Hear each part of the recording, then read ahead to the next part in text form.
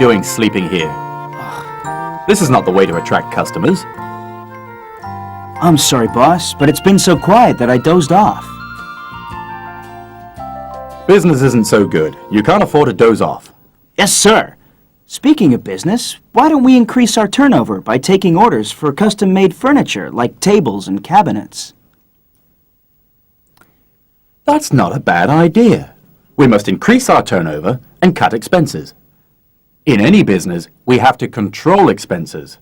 More income, less expenses. I know, just like the government. Stay within a budget, plan carefully, and watch your expenses. You're a smart aleck.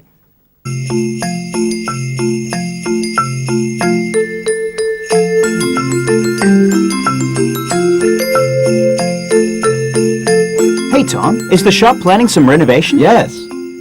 I've been checking all the measurements. Good, you're here. Work this out for me.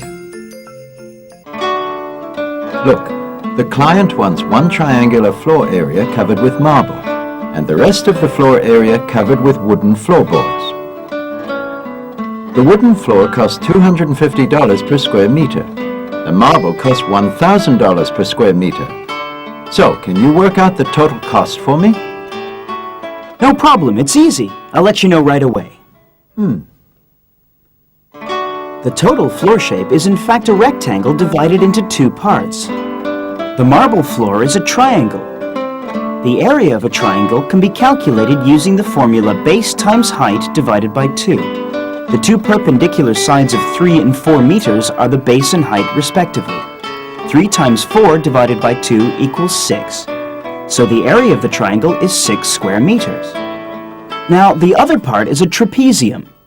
To calculate its area, we take the upper base plus the lower base times the height and divide by 2. There's a simpler way. The area of the rectangle minus the area of the triangle equals the area of the trapezium. Now I can calculate the cost for you.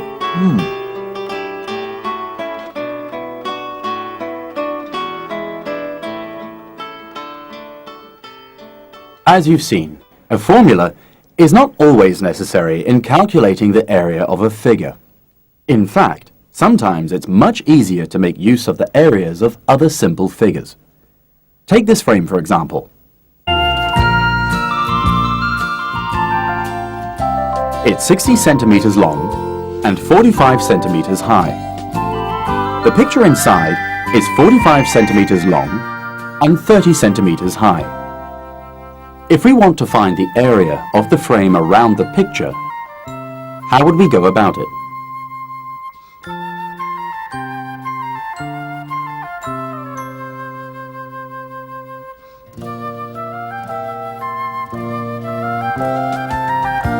That's right. The area we want to measure is equal to the area of the outer rectangle, minus the area of the inner rectangle. So you see, this way is much easier. Let's go a step further with a second example. How can we find the area of the triangle in this diagram?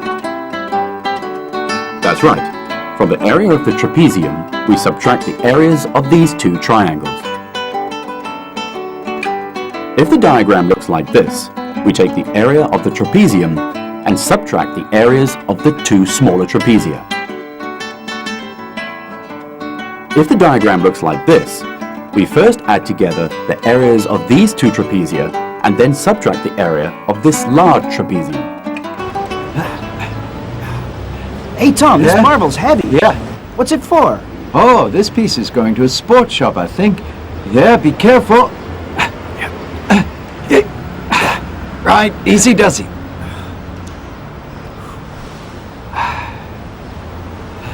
Hey, oh yeah, I completely forgot. I'll need to measure how high it stands. How high? What for? This piece of marble is for the shop's logo. I need to know its height so I can find a suitable location. Oh, I'll stand it up so you can measure it. No, marble's too heavy. You'll hurt yourself. And what happens if you break it? Yeah, you're right. Let's think. I've got an idea. Say, do you have any other measurements? Sure. The base is 2 meters long. The height is 0.56 meters. And how long is this side? Oh, it's 0.8 meters. So which height do we need to measure? Here, we need to know how high it is when it stands on its end. We can use the area of the marble to find out its height. What? Use area to calculate height? Really? Yes, really. It's not too difficult. The area of a triangle is equal to base times height and then divided by 2. If we look at the triangle this way, its area can be expressed as 1/2 times 2 times 0.56. If we look at the triangle like this and take its height to be h, its area can be expressed as 1/2 times 0.8 times h. No matter how we see the triangle, its area remains unchanged. Therefore, these two expressions of the triangle's area are equal. We can simplify the equation.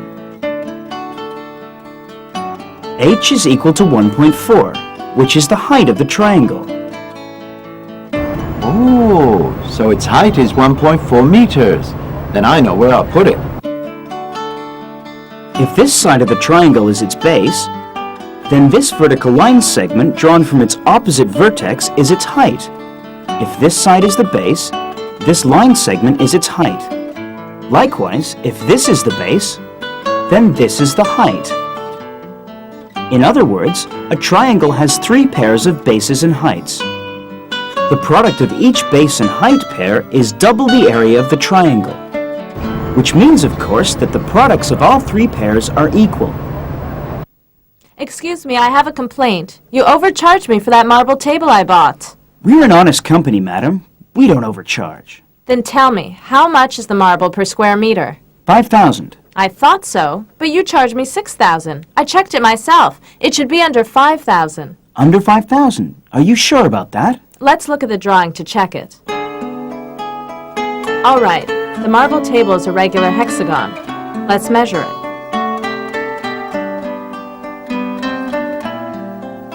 To calculate its area, I divided the hexagon into 2 trapezia.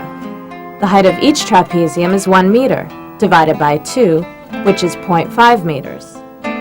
Therefore, the area of each trapezium is 1.2 plus 0.6 times 0.5 divided by 2, which gives 0.45 square meters, which means that the total area of the 2 trapezia is 0.9 square meters. So the area is less than 1 square meter, so I should have paid under 5,000. But that's not the way we calculate the cost. For a more attractive look, we make the table from a rectangular block of marble. Although the waste marble wasn't used, we still had to charge you for the whole rectangle. Do you understand? The area of the original rectangle was 1.2 times 1, which is 1.2 square meters. Therefore, the total cost should be 5,000 times 1.2, which is $6,000. Is that how you calculate it? That's right. Some companies do use your method to calculate costs, but they use odd pieces of marble to make their tables, so their tables are not as nice. Or they charge more for the marble, so it's just the same. But if you'd like, you can take the pieces we cut off. But they're just odd pieces. They're no use to me. It's okay. Simon, I've been watching you from back there. You did very well.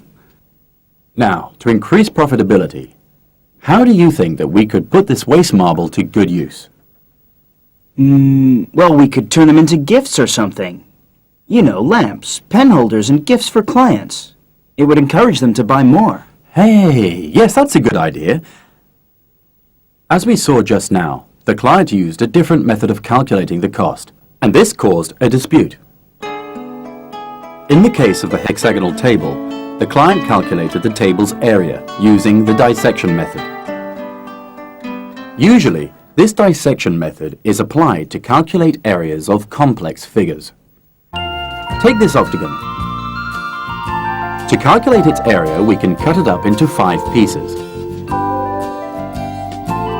With this figure, we can calculate its area by cutting it into 4 rectangles. This figure can be cut into 3 pieces, like this. This is a regular hexagon. To find its area, we can cut it up into 2 equal trapezia. Likewise, we can cut it up into 6 equal triangles and calculate the area of each one, or even 12 equal triangles. The result will be the same. In addition to dissection, there's another method. It's another way to calculate the areas of more complex figures. It's called the filling up method. For example, to find the area of this figure, we first need to fill it up, to make a complete rectangle. Then, from the area of the large rectangle, we subtract the total areas of the 4 smaller rectangles to obtain our result. For this figure, the dissection method as well as the filling up method may be used. In this example, we can insert an identical figure to fill up the rectangle. Therefore, the area of the original figure is half that of the filled up rectangle. In this example, both the dissection method and the filling up method may be used. However, using the filling up method would be easier.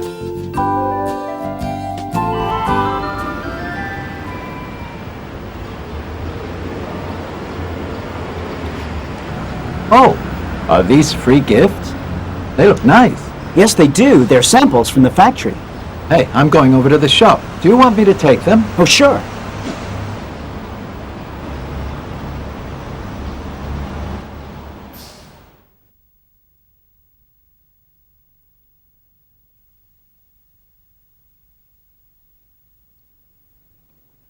This one looks quite nice. Yes, it's lovely.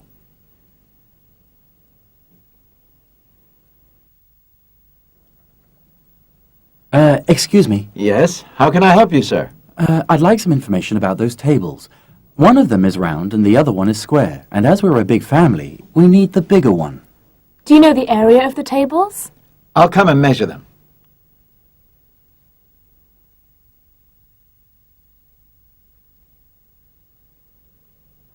Well, this one's diameter is 1.2 meters, and the sides of the square table also measure 1.2 meters. So what are their areas? If you want to know which table is bigger, you don't need their areas. The diameter of this circle is 1.2 meters. That is, the horizontal line measures 1.2 meters, as does the vertical line. This means that the circle can be exactly contained within a square whose sides are 1.2 meters long. Therefore, the square has a larger area. And if you spend $2,000, you receive a free gift. Well, the round table costs $1,900 and the square $2,050. With one we get a gift, but not with the other. Let's buy the square one. You want the free gift? No, I just think it'll be more useful. All right. Would you like to place an order? Huh? Okay. Okay.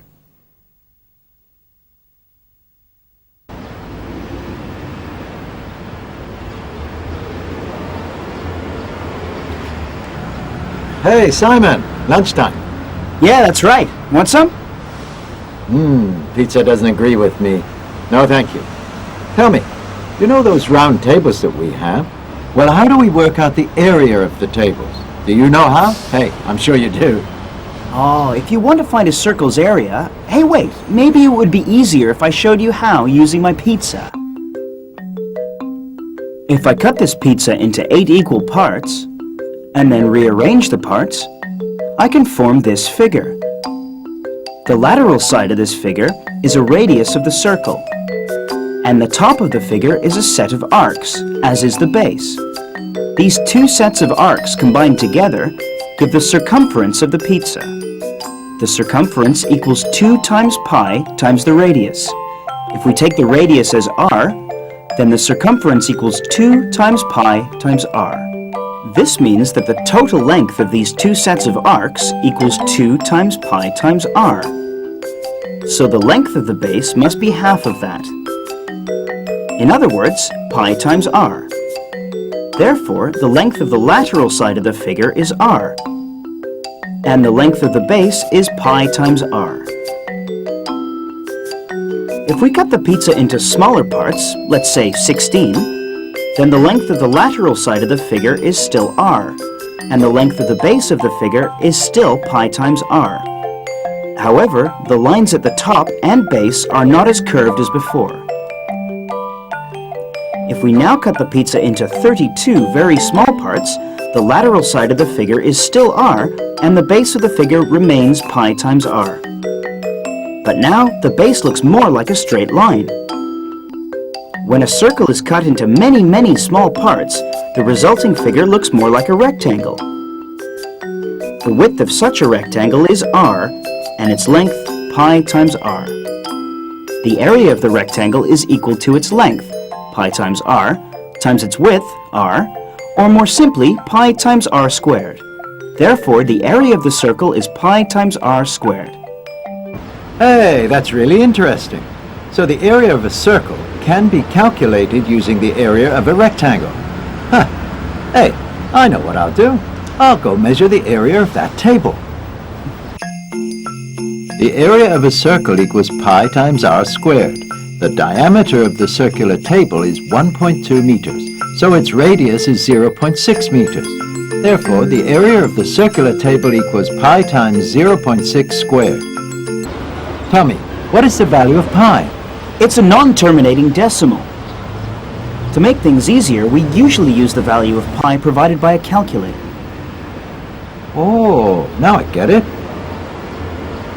Pi times 0.6 squared equals approximately 1.13 square meters. Well, now I know how to do it. Hey, you know, if we were really to cut up your pizza, you'd find yourself with a rectangular pizza. Now, I wonder if it's possible to use the formula Simon explained to me to calculate the area of this worktop. But it's neither a circle nor a square. How can I do it? If you divide it up, you'll have a circle and a rectangle. Really? You're right. The left and right ends can be cut off and combined to form a semicircle. The remaining portion is a rectangle. To find the area of the semicircle, we first calculate the area of the whole circle using the formula pi times r squared. Then we divide this figure by 2 to obtain the area of the semicircle. But what's the value of the radius? If we take 160 minus 100, then divide by 2, we obtain a radius of 30 centimeters. As all the radii are equal, the width of the rectangle is also 30 centimeters. Therefore, the area of the worktop is equal to pi times 30 squared divided by 2 plus 100 times 30. Fine. Now I'll just use your calculator to work it all out, right? Pi times 30 squared, okay? Divided by 2 plus 100 times 30 equals 4,413.7 square centimeters. It wasn't easy to calculate the worktop area, but your method worked fine, thank you. Oh, you're welcome. Hey, do you think you could calculate the area of this wave-shaped logo? It's a peculiar shape, I must say. But yeah, it's possible. Really? Let's take some measurements. This length is 20 centimeters. And this length is 40 centimeters. Now then, do you have any idea what the area of the logo is? Well, maybe you could help Simon out. Thanks a lot.